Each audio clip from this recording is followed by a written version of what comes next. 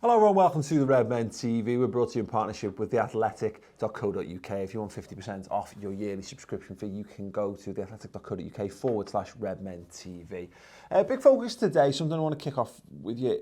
James Pearce published an article on The Athletic where he talks about how a tortuous December has just gotten a little bit harder with the injury to Fabinho. Subsequently, we now know that he could be out for up to 8 weeks with ankle ligament damage. And I want to have a little chat about how I think Liverpool go about handling this, because the immediate reaction to this, terror, is one of absolute fear and terror that somehow this is going to be the thing that causes Liverpool's season to unravel. Look, it might be.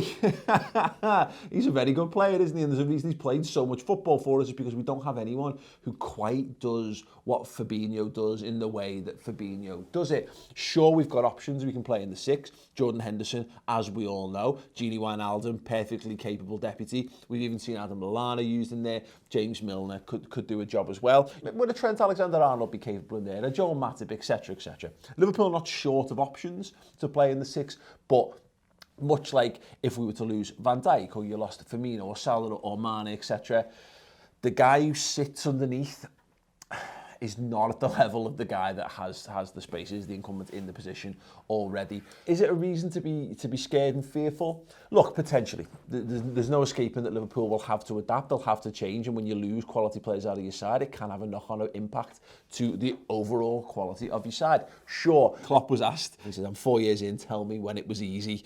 People wish that we could finish the group and make a kind of holiday of the game in Salzburg, but that'll never happen. I can't remember one game since I was here where we could go with 50%. That's our situation. It's not brilliant, but it's okay. And now we need to use that situation. Obviously, we know that Liverpool are now in a position where, once again, the final group game is pivotal to Liverpool getting through to the knockout stages. But tied into that, of course, we're in a world where Liverpool are top of the league. Liverpool have got a mad Carabao Cup game where we're presumably going to field a load of children, and we've got the Club World Cup as well. Not having Fabinho available for that is potentially rather worrying. However, what I would say is that if there's one position where Liverpool can afford to take a knock, or to carry a knock or two, it's probably the midfield. And the reason I think this is just because we do have those guys in backup. Are they at the level of Fabinho? No, absolutely not. But are they capable of stepping in and performing admirably? Yes. Bear in mind that Liverpool played the vast majority, well, the first half of last season without Fabinho being genuinely involved. We were drip feeding him in at this time.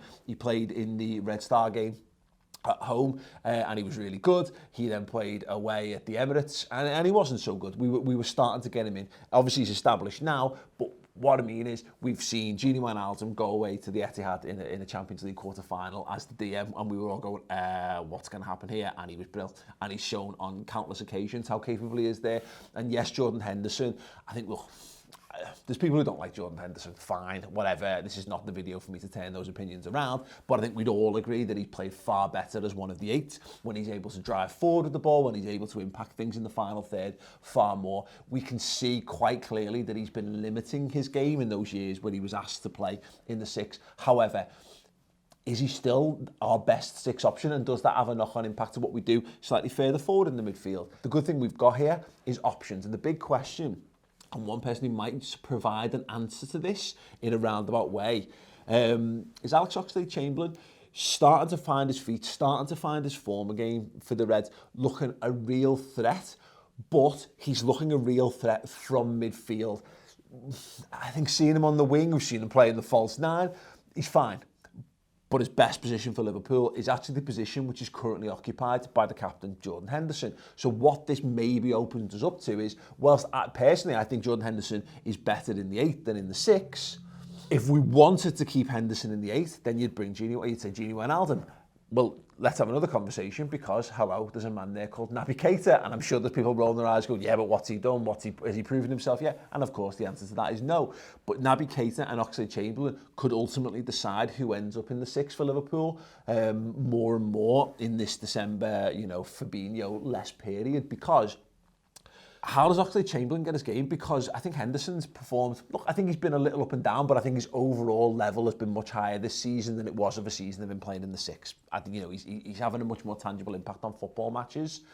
but he's the captain and it's hard to then pull him out. So how is Ox getting in? Well, maybe ding, ding, ding. Hello, this is his opportunity for that. You drop Jordan Henderson into the 6th position. You bring Oxlade-Chamberlain in to the midfield, which is his best position in that. Now, Henderson will be gutted with that, I'm sure, because I don't think he'll necessarily want to go back to that. But, you know, this is a guy we've seen play a fullback for us as recently as a couple of days ago.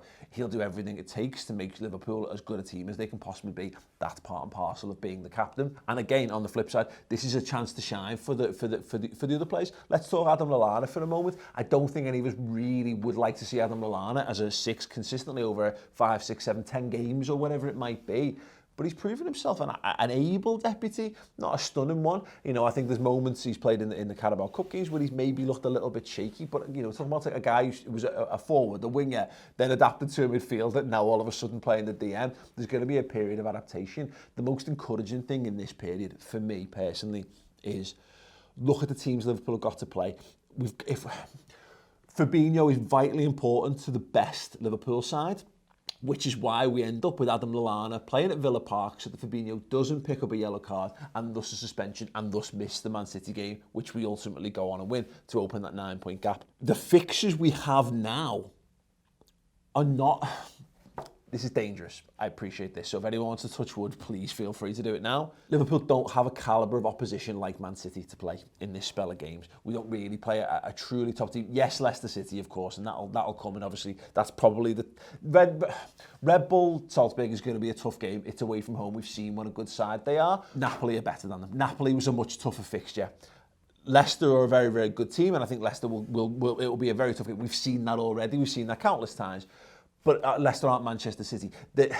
What I'm kind of driving at with this is it's relatively fortuitously fallen that as much as we won't be as good an entity without this guy, I believe personally, and it is only personally, that Liverpool can cope with the options that they have available to them in this period. If it was a situation like we had 2 seasons ago or 3 seasons ago where you are just picking a midfield and it's therefore Henderson, Milner, Wijnaldum, that might be a problem. But the fact that we do have a variation, we do have options, we do even go back. You've even got the likes of Curtis Jones, who could probably look to get a game at some point. Again, I'm not suggesting he will, but he's nowhere near the first team at the moment. We do have depth. Yes, we are lacking a cookie cutter, carbon copy of Fabinho to drop in there, but touch wood. It's laminated. Hang on. Touch wood. Fingers crossed. We could... maybe should be all right. But let me know your thoughts on it, because it is a very, very interesting one. I think we all exist in a world where we've got the doubt, the fear. It's just a little voice in the back of our heads, isn't it? And because it's been so long without us winning the league title, that voice is going to be there until Liverpool do it. This reminds me a little bit of last season when City lost Fernandinho and they had a couple of struggles as a result. And look, we might well see that. That's a possibility. But it's time for the other players to step up and carry the burden. Liverpool can't be a one-man team anymore. They're not a one-man team. They're a team that is a team. The strength of the team is built on the strength of the team and how everyone pulls together in the same directions. I believe the depth we've got and the cover we've got and the options we've got and the ethos and what have you have around that we should be all right in this regard. But look, I don't know. It'll keep me up at night to some extent as well until we get those wins on the board, until we see how Liverpool performs. It's going to be that. It's going to be that nagging doubt. How can we cope? And then, of course, it just leads you to you have your mind run riot of like, what happens if we get an injury to Van Dijk? What happens if we get an injury to this guy? Try to curb the madness and the insanity on that for now. What's the word? Worrying about the future is trying to solve algebraic equations by chewing bubblegum, as Baz Luhrmann once famously said. So yeah, this is a concern. It is a little bit of a worry, but look, Liverpool have never been better equipped to handle worries and setbacks. I think we can all agree on that, right? Right. Anyway, look, check out the full article from James Pearce on theathletic.co.uk, and again, use /Redmen TV to get your 50% discount off the yearly subscription rate. It's got fantastic writing from the likes of James, from Simon Hughes, from Rafa Honigstein as well, who Chris sat down with this week for a 2-parter. Part 1 will be on this channel, the other part will be on the redmentv.com. And if you enjoyed this video and you want more of this style of stuff, just me chatting shit and shooting the breeze, head over to my channel. It's Mates TV, the Liverpool chat and wider football chat as well. Other than that, thank you very much, everyone. Up the Reds.